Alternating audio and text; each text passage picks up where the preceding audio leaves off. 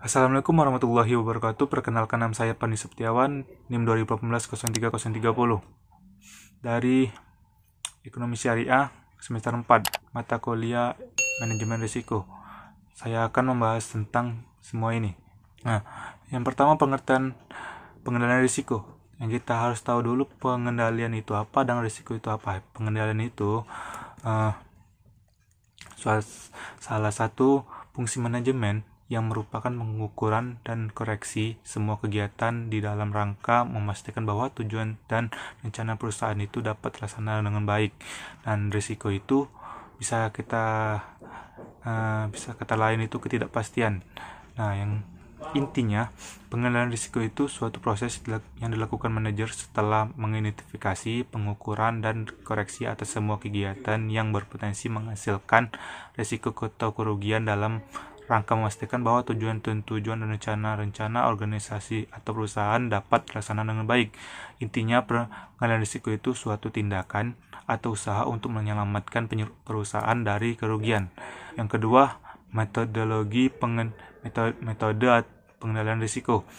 Ada beberapa cara yang dapat dilakukan perusahaan untuk meminimumkan risiko atau kerugian.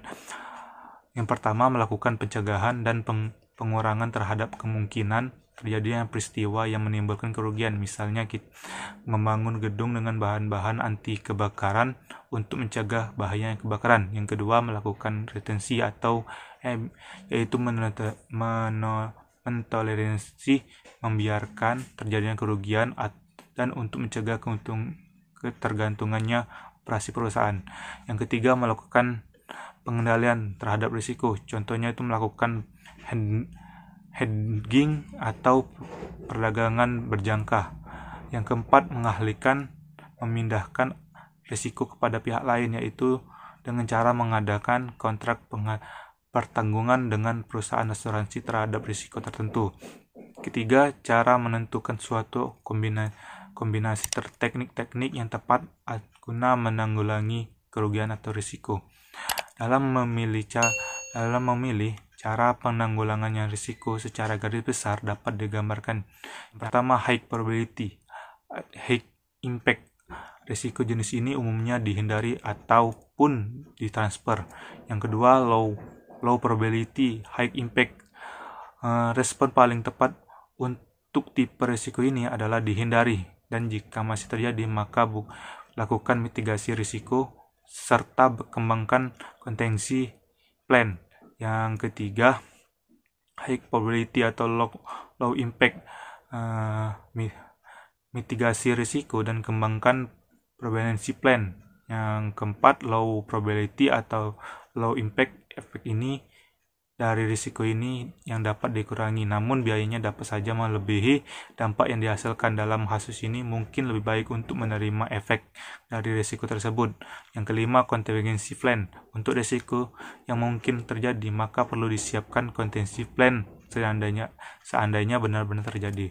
Yang D atau keempat, kualitas sebuah sistem pengendalian yang efektif berbeda-beda sesuai dengan situasi, namun dapat digeneralisasikan dengan ciri-ciri, yaitu ketepatan. Sebuah sistem pengendalian yang menghasilkan informasi yang tidak tepat dapat membuat manajemen lupa mengambil tindakan manakala seharusnya bertindak atau menanggapi suatu masalah yang sebetulnya tidak ada. Yang kedua, tepat waktu. Pengendalian seharusnya mengunggah perhatian para manajer terhadap penyimpangan tepat pada waktunya guna mencegah akibat seriusnya terhadap kinerja sebuah unit. Yang ketiga, hemat. Sebuah sistem pengendalian harus hemat dalam penerapannya dan harus bisa memberikan manfaat dalam kaitannya dengan biaya yang ditimbulkannya. Yang keempat, fleksibel, bisa menyesuaikan dengan perubahan yang tidak bersahabat atau untuk memanfaatkan peluang baru. Yang kelima, bisa dipahami oleh para penggunanya. Yang keenam, kriteria yang standar yang masuk akal, bisa dicapai karena bisa di kriteria ini terlampau tinggi atau tidak masuk akal, maka tidak akan lagi bermotivasi. Yang ketujuh, penempatan yang strategis.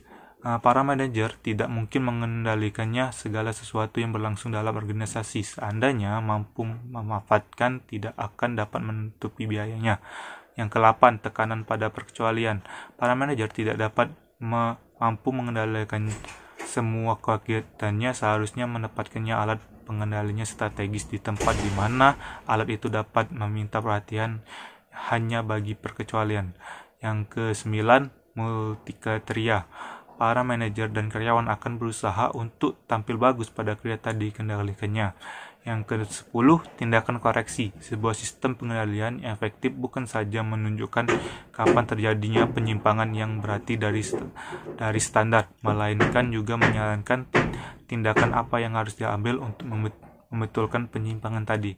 Ya, itu saja dari saya. Lebih kurangnya saya mohon maaf. Saya mohon ampun.